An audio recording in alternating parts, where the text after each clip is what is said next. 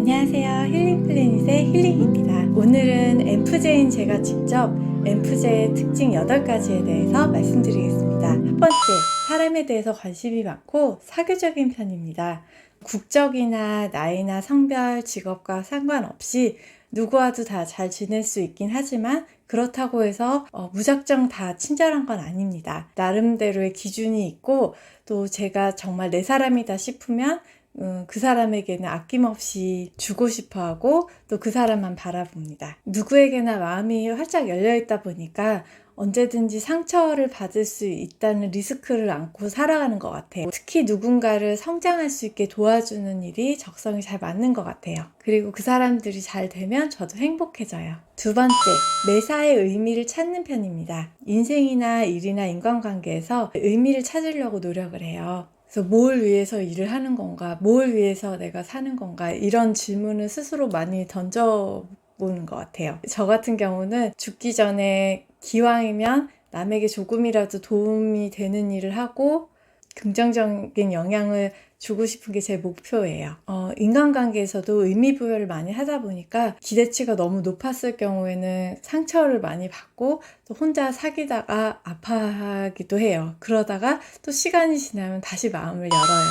세 번째, 계획하고 정리하는 걸 좋아합니다. 행동력도 빠른 편이고 여행 갈 때도 한 3주 전부터 엑셀 파일에 여행 계획을 꼼꼼히 세우는 편이에요. 제가 얼마나 계획을 좋아하냐면 집에 이런 투두리스트 수첩도 있고 또 이런 플래너도 쓰고 있어요. 그래서 남편이 인프피다 보니까 제가 플래너 수첩이나 카드를 사줬는데 하나도 안 써서 결국 제가 다 쓴답니다. 저는 일단 한 줄 한 줄 지울 때 그 느껴지는 쾌감이랄까요? 그게 너무 좋아요. 그리고 효율적으로 시간을 쓰려고 한 번에 여러 가지 일을 하는 편이에요. 그래서 빨래 돌리는 동안 이거 하고 또 외출할 때 동선을 다 고려해서 최대한 효율적으로 시간을 쓰려고 하는 편입니다. 또 사람 만나는 것도 좋아하고 남들 도와주는 일도 좋아하다 보니까 정작 제 일은 소홀해지는 편이에요. 아무튼 일을 좀 바로바로 처리하는 스타일입니다. 네 번째, 관심사가 상당히 다양함.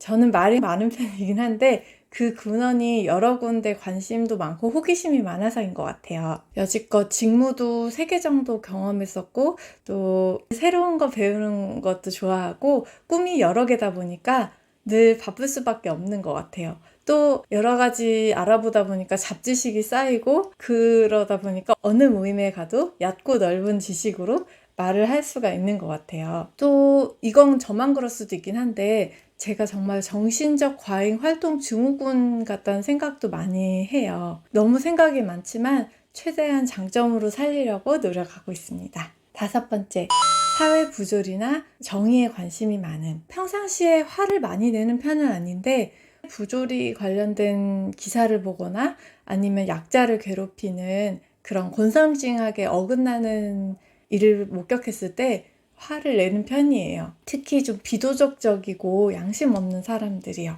그래서 강약 약강을 극혐합니다. 가불관계라는 단어도 싫어요. 나쁜 악인들 때문에 선량한 사람들이 트라우마 속에서 사는 게 너무 마음이 아프고 화가 납니다. 그래서 저는 불교에서의 업보라든지 카르마를 믿어요. 나쁜 사기꾼들이나 범죄자들이 벌을 받았으면 좋겠어요. 우리나라 사회 시스템도 좀 진화했으면 좋겠습니다. 여섯 번째, 외향적이면서도 내향적임. 사람들을 만나면서 에너지가 충전이 되는 편이라서 새로운 모임에 가는 것도 좋아하고 교류하는 걸 좋아하지만 또 한편으로는 저만의 시간도 필요해요. 그래서 고요하게 혼자 집에 있거나 산책을 하거나 일기를 쓰거나 하면서 제 생각들을 좀 정리를 하는 시간이 필요해요. 또 그런 시간이 없으면 쉽게 방전이 돼요. 일곱 번째, 상냥한 편이고 상대를 존중하려고 함. 원래 잘 웃고 좀 친절한 편이다 보니까 저를 잘 모르는 이성들은 예전에 제가 자신을 좋아한다고 생각하기도 하고 또 제가 여러 이성들에게 다 이렇게 친절할 거라고 오해를 받은 적도 있었어요. 하지만 저 같은 경우는 나름대로의 친함의 레벨이 있고 그 기준이 나름 높은 편이에요. 남들이 알아보기는 어렵겠지만 찐친과 아닌 관계의 그 경계가 확실히 있고요. 우선 제가 대접받고 싶은 대로 상대를 대접하는 편이에요. 저도 제가 존중받고 싶으니까 상대방도 상처받지 않았으면 좋겠으면 하는 마음에서 존중하는 말을 쓰려고 노력을 합니다. 그래서 팩폭을 무례하게 말하시는 분들한테 상처를 많이 받는 편이에요.